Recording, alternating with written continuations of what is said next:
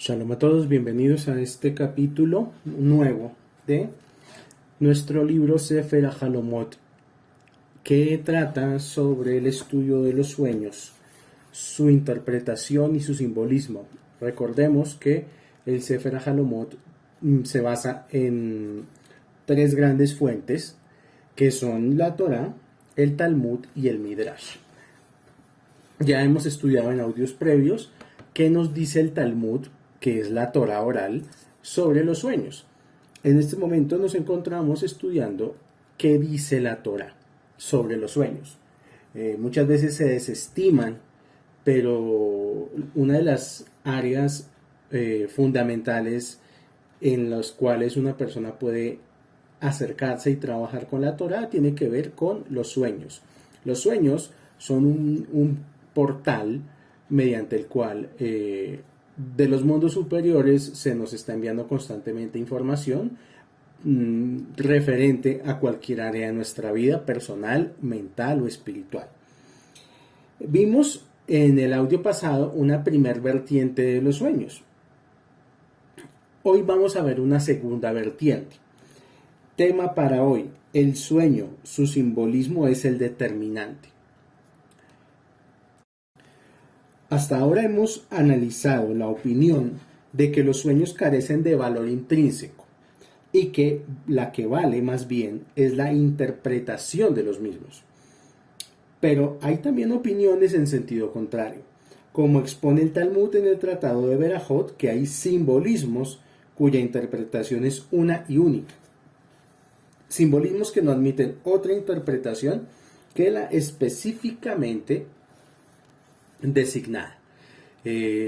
Como por ejemplo, por eso existen los diccionarios de sueños, que es universalmente ya conocido que cierto tipo de sueños representan o significan algo concreto. Por poner un ejemplo, soñar con serpientes ya sabemos que tiene que ver con el ingreso económico de la persona, y de acuerdo a cómo sea ese sueño, pues va a ser el mensaje de lo que le están mandando a decir de los mundos superiores con respecto a su economía. Esta misma línea la presenta también Shlomo Almoli en su obra precursora La interpretación de los sueños, donde explica que los sueños son objetivos, no subjetivos. Son independientes de su interpretación y del interpretador que la ofrezca. Según esta opinión, el valor y la consecuencia del sueño no son susceptibles de ser modificados por la interpretación del mismo. Es decir, que el sueño, según esta opinión, el sueño no está supeditado a interpretación, sino la interpretación al sueño. Es el caso de los sueños premonitorios, aquellos que son portadores de mensajes específicos. Es decir, la opinión de Shlomo Almoli es que hay sueños que por sí solos ya tienen un significado puro y concreto, y que no necesitan muchas veces ni siquiera ser comunicados, que la persona en lo más profundo de su ser ya sabe este sueño lo que me quiere decir. Recurriendo nuevamente a los sueños del jefe de coperos, vamos a tomar de nuevo el ejemplo de la Parashá Miketz. El sueño del jefe de coperos y el jefe de panaderos, para las personas que no sepan esto, busquen en la Torá el capítulo de Yosef cuando está encarcelado en la prisión del faraón, y Yosef en medio de su cautiverio le interpreta los sueños al jefe de coperos y al jefe de panaderos, y es a través de estas interpretaciones que él se empieza a dar a conocer ante el faraón. Entonces, vamos nuevamente. Según nuevamente refiriéndonos a los sueños del jefe de coperos y del jefe de panaderos, un maestro de la mística judía explica en sentido netamente intuitivo por qué al primero Yosef le interpretó su sueño en sentido positivo y al segundo se lo interpretó en su sentido negativo, al punto de que fue enviado a la horca. Volvemos a retomar. Leyendo esta porción de la Torá, hay sueños que son parecidos, no son tan diferentes, no son tan distantes uno del otro. Sin embargo, Yosef en este momento al jefe de coperos le da un buen significado de que va a estar bien, de que va a ser restituido ante los ojos de Faraón, y al otro le da un significado negativo, de que va a ser asesinado, va a pasar por la horca. Entonces, la opinión sobre este sueño en este punto es la siguiente. Dice, pues mientras el primero soñó con uvas, que son obra directa de la mano del Supremo, el segundo soñó con productos de panificación, obra de la mano del hombre, y como tales son expresión del ego y la arrogancia. Semejante sueño, comprendió Yosef, no podía ser portador de un mensaje venturoso. ¿Por qué al jefe de coperos lo salvó? Porque el vino viene de las uvas y las uvas son obra directa del Creador. Porque al de panaderos se lo interpretó como muerte. Porque el pan es obra del hombre. El hombre es el que lo hace y por ende al ser una obra del hombre, como siempre vemos muchas veces, cuando el hombre hace cosas por su propia inventiva, se llena de soberbia, se llena de arrogancia. Muchas veces a nivel familiar pasa mucho eso. O a nivel personal, a nivel de amigos. Que el que más hace, que el que más tiene, que el que más logros obtiene, busca de una u otra manera imponerse sobre los que menos logran, de los que menos hacen o de los que menos tienen. Continuamos. De lo expuesto surge que, según esta línea de pensamiento, el sueño y el soñante son determinantes, no la interpretación. O sea que el sueño depende, según esta interpretación, según esta opinión, el sueño depende no solamente del simbolismo del sueño, sino de quién lo sueña, la cual es un derivado y consecuencia del sueño en sí. Ello significa que el sueño se cumplirá independientemente si se lo interpreta bien o si no se lo interpreta, e independientemente de cómo se lo interprete, si para bien o para mal. Y también surge que hay simbolismos específicos a los que les cabe una interpretación única y específica, como vimos en el caso de los sueños de las serpientes. Y hay también simbolismos variables, que se deben analizar e interpretar en función de las características específicas del soñante. Quiere decir que muchas veces un sueño se interpreta, sobre todo si el que interpreta el sueño conoce el entorno, el contexto de la persona que está soñando, porque también eso puede direccionar lo que puede pasarle a esta persona. Siguiente tema. Sueños con valor propio. Volvemos. Análisis de los sueños de Yosef. Cuenta la Torá que a la edad de 17 años, Yosef, el hijo del patriarca Jacob, tuvo dos sueños. El primero lo relató a sus hermanos y el segundo a sus hermanos y también a su padre. Entonces vamos a leer el primer sueño, que es Génesis capítulo 37, versículos 5 al 7. Dice aquí: Yosef tuvo un sueño y lo contó a sus hermanos, y ellos lo odiaron aún más. Les dijo: escuchen esto que soñé. Estábamos atando gavillas en el campo. Mi gavilla se levantó y quedó erguida, mientras que las gavillas de ustedes la rodearon y se prosternaron ante mi gavilla. Ahora vamos a ver el segundo sueño, que está en Génesis capítulo 37, versículos 9 al 10. Dice aquí: miren esto que soñé, dijo Yosef. El sol, la luna y 11 estrellas se prosternaron ante mí. Yosef contó el sueño a su padre y a sus hermanos, y su padre lo reprendió.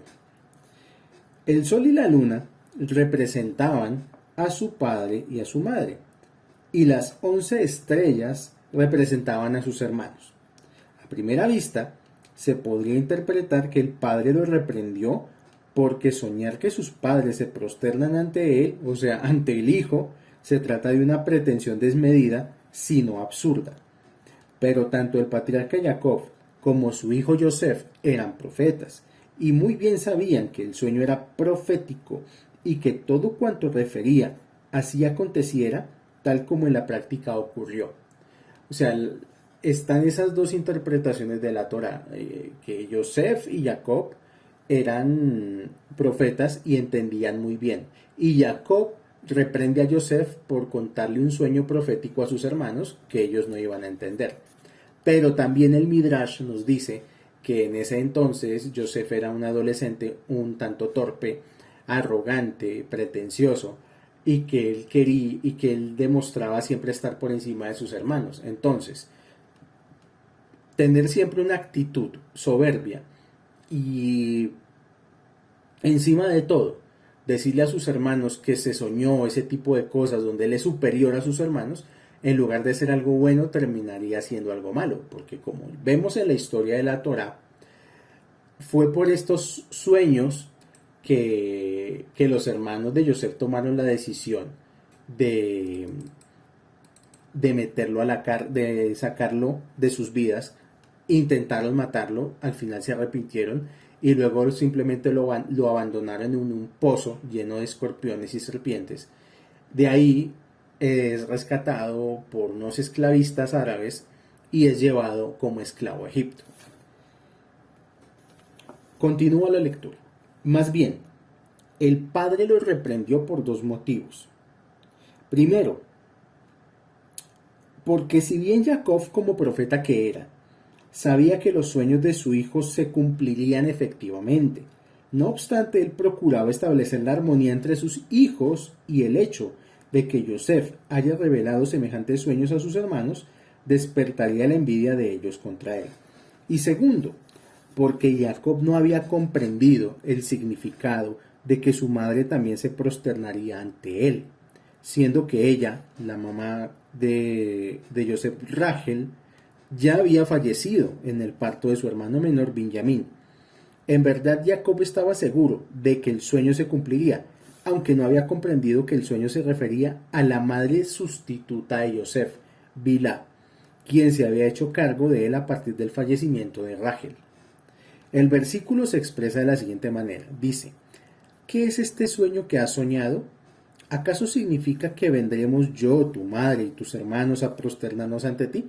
Así le dice en la Torá a Yosef cuando le cuenta este sueño.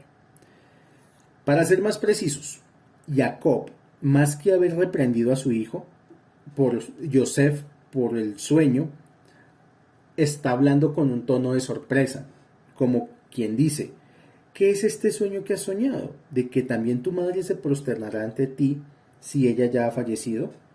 Y he aquí una asombrosa cadena de eventos causa y efecto, todos por obra del destino, que culminan con la realización efectiva de los sueños premonitorios de Yosef. Primero, vamos cronológicamente, punto por punto. Parte número 1. Yosef contó sus sueños a sus hermanos, avivando de este modo los celos de ellos hacia él. Y luego, motivados por ese sentimiento de envidia, los hermanos decidieron desprenderse del soñador Yosef, arrojándolo a un pozo, de donde fue capturado por unos mercaderes que lo vendieron como esclavo a un ministro egipcio. Y una vez en Egipto, Yosef fue enviado a prisión, donde conoció al jefe de coperos y al maestro de panaderos oficiales, que también estaban recluidos allí, cuyos sueños interpretó Yosef correctamente. Y como consecuencia fue citado a la corte para interpretar los sueños del faraón, y en mérito a la sagacidad puesta de manifiesto, fue nombrado virrey de Egipto.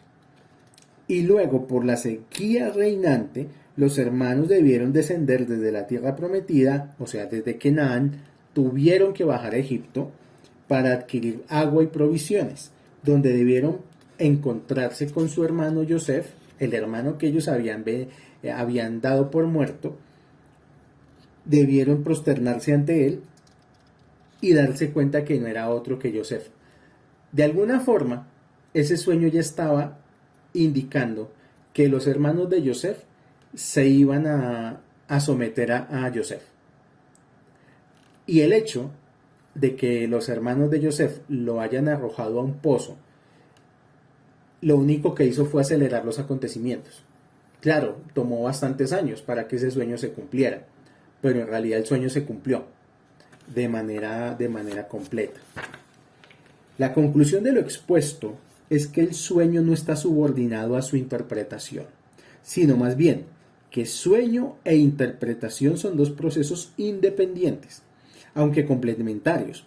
Si bien hay sueños en los que el simbolismo es tan evidente que no requieren interpretación, pues el sueño es el simbolismo mismo, es su interpretación, como en el caso de los sueños de Yosef, donde el simbolismo de las gavillas, prosternándose ante la gavilla central, y las 11 estrellas prosternándose ante Yosef, no permite más que una única y obvia lectura. Y es la siguiente, que los 11 hermanos quedarían subordinados a Yosef, tal como realmente aconteció. Tarde que temprano ese sueño se iba a cumplir. Quizás a ello se ha referido Carl Jung cuando afirmó que el sueño mismo es su propia interpretación, posiblemente. Nosotros desde Kabbalah decimos que una buena interpretación ayuda a cancelar un mal sueño, que la interpretación del sueño es la que sella ese sueño en el mundo físico. Sin embargo, dependiendo de cómo esté el proceso de tikkun de una persona, va a haber sucesos que difícilmente podrá evitar. O sea, si una persona va en una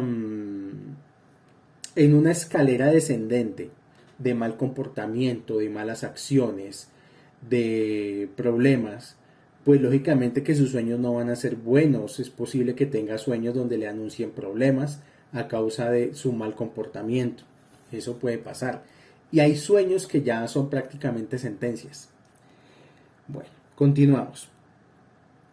Vamos a seguir profundizando un poco más en el análisis de los sueños de Yosef. A continuación haremos una lectura más profunda de este sueño.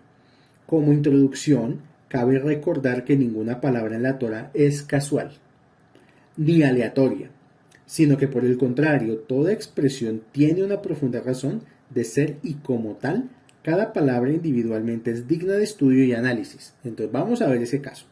Dice aquí, vamos a leer, cuando Yosef contó el sueño de las gavillas a sus hermanos, vamos a leer la traducción más cercana y exacta posible de Génesis capítulo 37 versículo 7.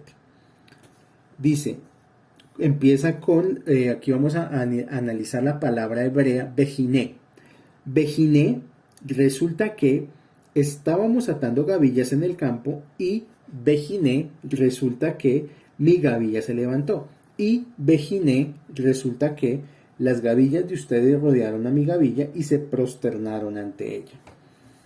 El comentario Malbim ofrece una brillante explicación sobre el citado versículo, donde aquí en este pasuk de la Torá encontramos 3 veces la palabra bejiné. Esta expresión dicha 3 veces. Y la traducción más acertada de bejiné es resulta que. Dicha expresión en hebreo refleja el comienzo de un nuevo tema, por lo que podríamos decir en el versículo que refiere a 3 temas diferentes. Es como cuando nosotros tenemos una conversación típicamente latinoamericana y empezamos a hablar de un tema y cambiamos abruptamente y empezamos a hablar de otro y cambiamos abruptamente y empezamos a hablar de otro. Aquí es lo mismo, bejiné, bejiné, bejiné. Quiere decir que son 3 temas diferentes. Número 1, la primera frase o el primer tema. Estábamos atando gavillas del sueño de Yosef. Se refiere que Yosef alcanzaría el poder en Egipto por medio de la cosecha reflejada en las gavillas. ¿Por qué? Porque cuando Yosef llegó a Egipto y se convirtió en vicefaraón, fue cuando interpretó el sueño del faraón de las vacas flacas y de las vacas gordas. Se venía una crisis económica como nunca antes en Egipto se había visto. Y el faraón mismo declaró que Yosef iba a ser el administrador de la comida de Egipto por 7 años. Y que de Yosef dependía que la hambruna no se desatara. Entonces, el sueño de las gavillas, que son las gavillas es trigo, representa eso. En el sentido de que se debía atesorar la cosecha durante los años de abundancia para el sustento durante los años de hambruna. Segundo tema, la frase mi gavilla se levantó. Se refiere que en una primera etapa Yosef impondría su autoridad sobre sus hermanos, como finalmente pasó. Y número 3, tercer tema, la frase las gavillas de ustedes rodearon a mi gavilla y se prosternaron ante ella. Se refiere a que finalmente los hermanos de Yosef reconocerían la autoridad de él. En opinión del comentario Malbim, en este sueño que Yosef narró a sus hermanos, estaba vaticinando el devenir muy exacto de los acontecimientos. Esto demuestra la importancia de cada detalle de los sueños y cómo de una mera palabra es posible derivar conclusiones tan precisas. Me pasa muy seguido, las personas cuando me cuentan un sueño y quieren una interpretación, que se les interprete el sueño. Lo que las personas, lo que me cuentan, yo tengo que hacer un filtro y ver con mucho detalle los puntos centrales del sueño, los simbolismos más importantes, porque esos son los simbolismos que van a desarrollar toda la interpretación. Ahora, análisis de los sueños del faraón. A los efectos de tener un panorama más amplio sobre el significado y sentido de los sueños, debemos analizar dos casos de vital importancia, por el contexto en el que se presentan, por quién es el soñante, quién es el interpretador y por sus consecuencias. En este sentido, podemos afirmar que se trata de sueños bisagra, entonces vamos a ver ese término, sueños bisagra, porque fueron el medio a través del cual desde lo alto fue alterado definitivamente el curso de la historia, así como las bisagras son las que abren las puertas.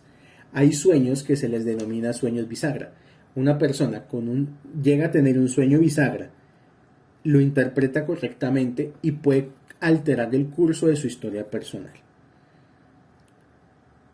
Pues como lo hemos analizado en un apartado anterior, fue gracias a los sueños del faraón que Yosef llegó a ser designado virrey de Egipto, con todas las consecuencias de allí derivadas para el pueblo de Israel en particular y para la historia de la humanidad en general. Expone la Torá en Bereshit, vamos a ver, Génesis capítulo 41, versículo 1, que el faraón había experimentado dos sueños que lo perturbaron, y enseguida comprendió que encerraban un mensaje, y para descifrarlo, convocó a sus asesores. Sin embargo, ninguno de los asesores, ninguna de sus interpretaciones lo satisfizo. El faraón estaba alterado por esos sueños, hasta tal punto de que la interpretación de los mismos se transformó en una cuestión de Estado. En esas circunstancias, uno de los asesores, el famoso jefe de coperos, contó al faraón que en la prisión había un hebreo que sabía interpretar los sueños, por lo que mandó citarlo y le pidió su interpretación. Entonces Yosef accedió a su pedido y el faraón quedó literalmente encantado con su exposición. Pregunta: ¿por qué el faraón rechazó las interpretaciones de sus asesores y en cambio aceptó la de Yosef? Hay que entender que los asesores de un rey no son cualquier bruto, no es cualquier aparecido, son gente muy sabia en diversas áreas. De hecho, los reyes de la antigüedad, llámese reyes o faraones o quien sea, eran reyes porque tenían poder físico y metafísico. Tenían poder militar y poder espiritual.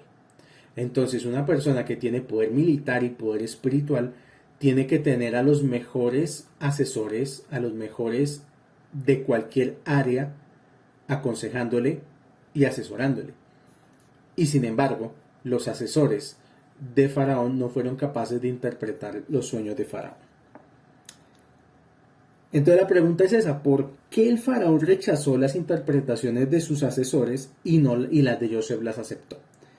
La respuesta es porque percibió que las interpretaciones de aquellos, a diferencia de la interpretación de Yosef, no guardaban relación con el simbolismo de su sueño. Veamos estos sueños del faraón en detalle. Vamos a leer Génesis capítulo 41, versículo 1. La Torá dice lo siguiente. Al cabo de 2 años, desde que Yosef interpretó los sueños del jefe de coperos y del maestro de panaderos, el faraón soñó que estaba parado sobre el río. Del río, está refiriéndose al río Nilo, emergieron 7 vacas de buen aspecto, robustas de carne, que pastaban en la ribera. Y tras ellas emergieron del río otras 7 vacas feas y flacuchas, que se ubicaron junto a las primeras vacas a la orilla del río. Y las vacas de mal aspecto devoraron a las 7 vacas de buen aspecto y saludables. Entonces el faraón despertó, volvió a dormirse y nuevamente soñó lo mismo. 7 espigas brotaban en un único tallo. Todas eran buenas y saludables. Y después 7 espigas delgadas y marchitas brotaban tras ella, las cuales se tragaron a las 7 espigas saludables. El faraón despertó y resultaba que era un sueño. Por la mañana el faraón convocó a sus intérpretes para que le ofrecieran una interpretación, pero ninguna de tales interpretaciones lo satisfizo. Antes de proseguir, analicemos un punto del sueño del faraón, que si bien parece que no tiene importancia, servirá para aclarar un concepto importante. En su sueño, el faraón se vio parado sobre el río, lo cual no es lógico, o sea, como una persona flotando encima de un río. Sencillamente porque no es lógico estar de pie sobre un río. Pero debemos saber que la lógica que rige los sueños es diferente a la lógica racional. Sí, uno puede muchas veces tener sueños muy locos como, no sé, estar tomando clase de mecánica cuántica con el Chavo del 8. Hay gente que sueña ese tipo de cosas. O sea, que tampoco es tan loco, porque pues así son los sueños. Las imágenes y los simbolismos que visualizamos en los sueños, lo que pasa es que provienen de otra dimensión ajena a la nuestra, que es una dimensión lógica consciente. En un sueño, según la opinión del Talmud, la ilógica es parte de la lógica. Sin embargo, una opinión contraria establece que uno no suele soñar cosas ajenas a la realidad, a menos que haya pensado en tales cosas previamente, porque, en definitiva, los sueños son el producto de los pensamientos conscientes. Más adelante volveremos sobre esta cuestión con mayor detenimiento. Pero no dejemos suelto ese detalle de que por qué el faraón se soñó flotando sobre el río. Sabemos que uno de los nombres de la Sefirá de Biná, del árbol de la vida, de la Kabbalah, es que es la puerta de los 7 ríos de abundancia.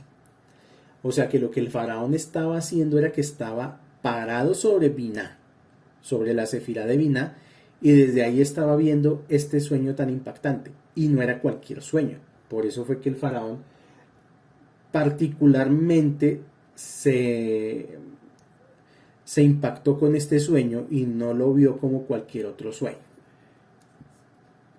Y por eso Yosef supo interpretar el sueño.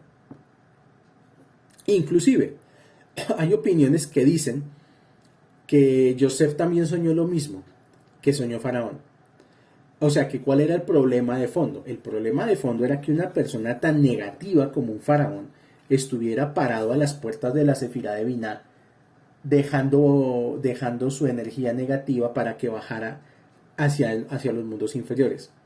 Que para ir poco más bien, vamos a ir concluyendo, era culpa del faraón y de su negatividad que se vinieran 7 años de hambruna, porque él estaba parado en un lugar del universo que él no era conveniente que él controlara.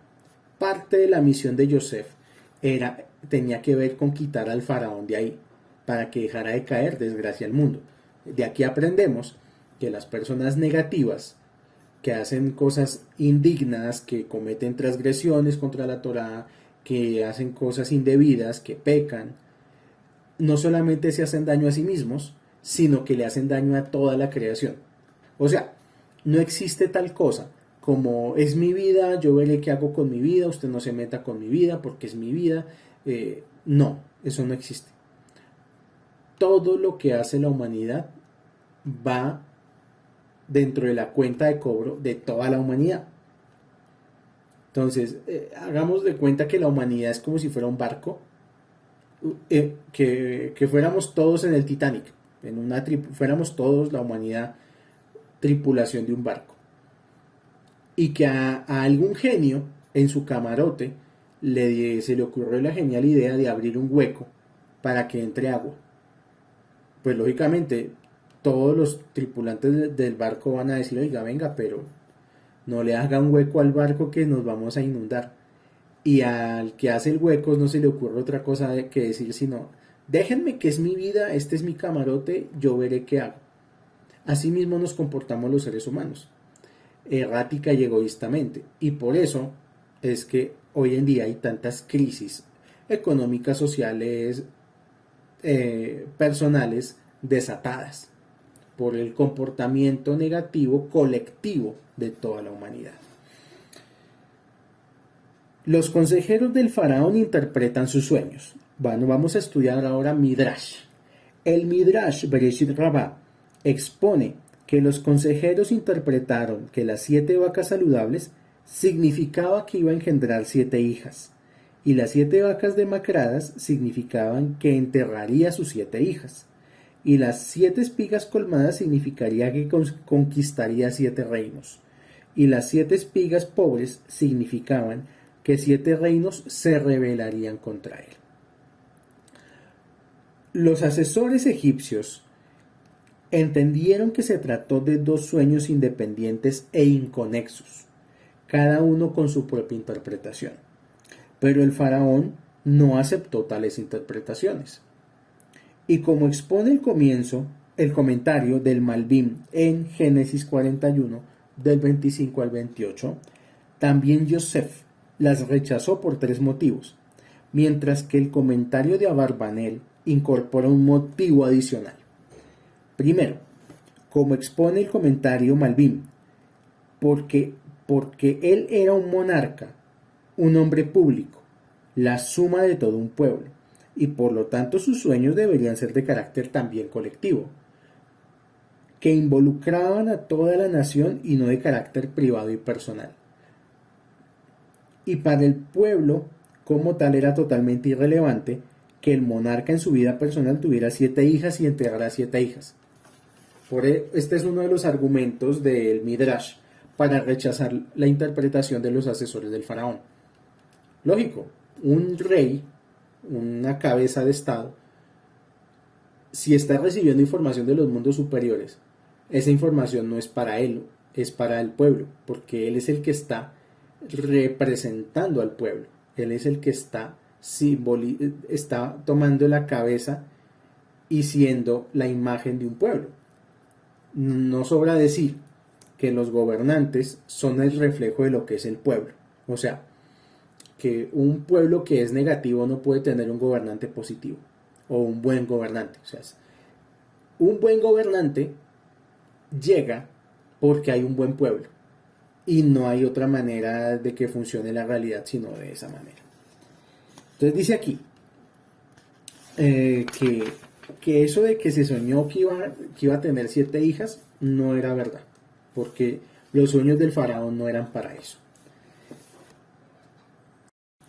Segundo, porque las interpretaciones que le ofrecieron sus asesores no respondían concretamente al simbolismo soñado, e incluso hubo detalles de los sueños que fueron ignorados por estos intérpretes, como lo analizaremos más adelante. Tercero, porque el faraón tomó la precaución de poner a prueba el espíritu de profecía de Yosef. A tal efecto, al narrarle el sueño a él, alteró de manera intencional, adrede, ciertos detalles del mismo para evaluar su capacidad de interpretación profética. Vamos a leer Génesis capítulo 41, versículo 1, expone lo siguiente. El faraón soñó que estaba parado sobre el Nilo. Mientras que el versículo 17 del mismo capítulo, del capítulo 41, dice, cuando el faraón le cuenta el sueño a Yosef, soñé que estaba parado sobre la orilla del Nilo. Ahí hay una diferencia. El primer versículo dice que estaba parado sobre el Nilo, sobre el río. En el siguiente versículo dice que está parado a la orilla. Y no es lo mismo una cosa que la otra. Y efectivamente, Yosef interpretó el sueño tal como fue en la realidad, y no según los detalles, que los detalles fueron adulterados intencionalmente por el faraón. Esto explica por qué en Génesis capítulo 41, versículo 38, el faraón le dijo a sus ministros: a Yosef designaré virrey de Egipto, pues ¿acaso hallaremos otro hombre dotado de espíritu de divinidad como él? Es decir, el faraón acababa de comprobar en persona que Yosef estaba efectivamente dotado de espíritu de divinidad, cuando éste pudo interpretar sus sueños debidamente y abstrayéndose de los detalles que estaban adulterados y que adrede agregó el faraón. Y en cuarto lugar, la intuición. El faraón supo intuitivamente que la interpretación de sus asesores no era la correcta, porque como expone el gran comentarista Barbanel, cuando un interpretador de sueños ofrece al soñante la interpretación genuina de su sueño, el soñante evoca espontáneamente por lo menos algunos detalles experimentados en su sueño, y de ese modo se siente identificado, en mayor o menor medida, con la interpretación, tal como cuando uno revive después de mucho tiempo una experiencia del pasado. Y por eso mismo el faraón rechazó las interpretaciones de sus asesores, porque ninguna de ellas le brindó esa sensación de conexión con su sueño, esa sensación de afirmación como cuando uno dice: sí, es verdad, eso que tú me dices me resulta conocido. También, Rabbi Yehudá Fatía, en su obra Minhat Yehudá, de la porción de Miketz, expone exactamente el mismo concepto al cual se refiere el versículo en las palabras de Génesis capítulo 41, versículo 8. No hubo quien interprete los sueños del faraón, la cual tiene dos sentidos. El primero es que ninguna de las interpretaciones fue aceptada por la intuición del soñante, porque ninguna de tales interpretaciones pudo lograr que el faraón evocase detalles de su sueño. Y el segundo sentido es que nadie pudo interpretar dichos sueños, porque como si pudo explicar Yosef los dos sueños del faraón, en rigor de verdad fueron uno solo, y no cabía de ninguna manera interpretación como dos sueños o dos unidades independientes. La interpretación de Yosef. Ya vimos cómo fue la interpretación de los asesores del faraón. Ahora, a diferencia de los asesores del faraón, Yosef interpretó que los dos sueños del faraón fueron en verdad uno solo, un sueño en dos partes, y el significado era el mismo en ambos casos.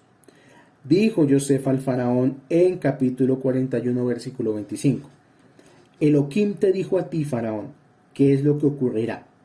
Las 7 vacas saludables, así como las 7 espigas cargadas, representan 7 años. Son el mismo sueño. En tanto, las 7 vacas flacuchas y feas que emergieron tras de ellas también son 7 años, igual que las 7 espigas vacías y marchitas por el viento son 7 años de carestía que vendrán. Mira, vienen 7 años de gran abundancia en toda la tierra de Egipto, pero después vendrán 7 años de carestía y entonces toda la abundancia previa será olvidada. Y luego Yosef dio un consejo al faraón: busca un hombre sabio y designado administrador de la tierra de Egipto, de modo que prepare al país durante los años de abundancia, acopiando víveres que sirvan como reserva para los 7 años de carestía. Es de notar que respecto a los 7 años de abundancia expone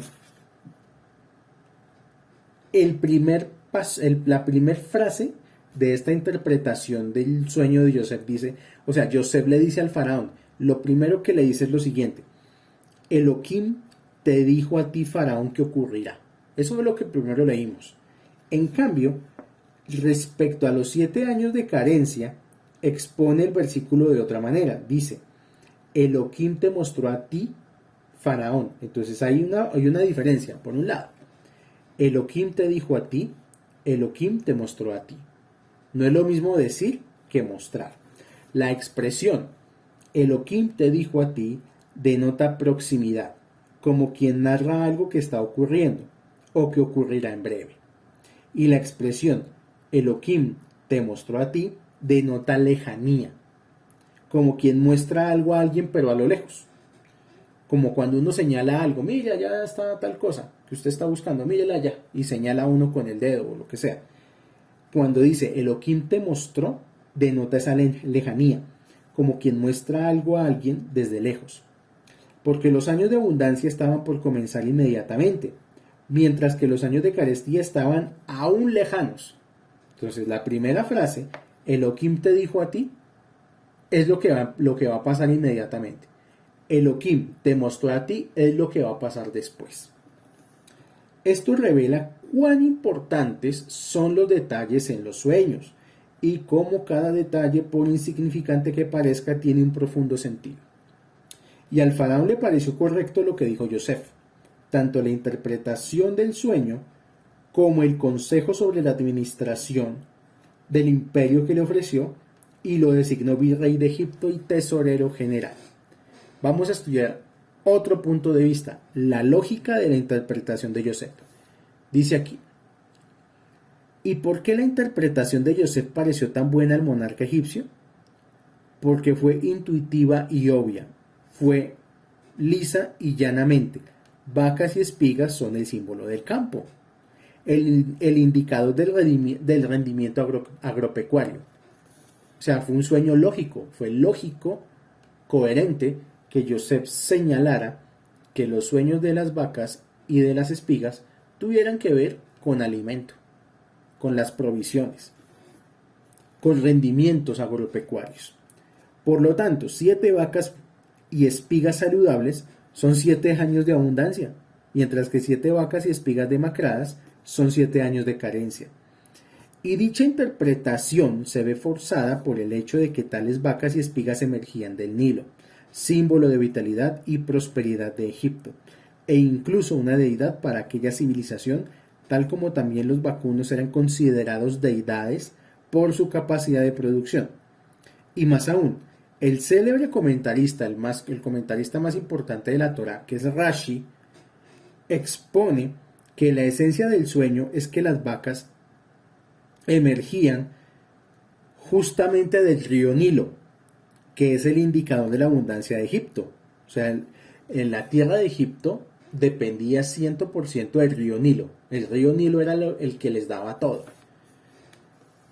O sea que él viera que las vacas salían del río Nilo era el significado primordial. Y eran el reflejo y la consecuencia de aquella bonanza reinante. Pues cuando hay prosperidad y abundancia, unos a otros se ven con buenos ojos. Todos son buenos y saludables a la vista de los demás.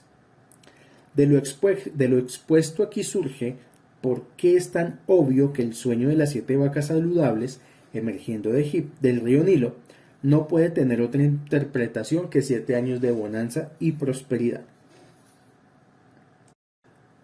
Ya para ir terminando, la interpretación de Yosef tuvo otra destacada diferencia respecto a la interpretación que ofrecieron los consejeros del faraón.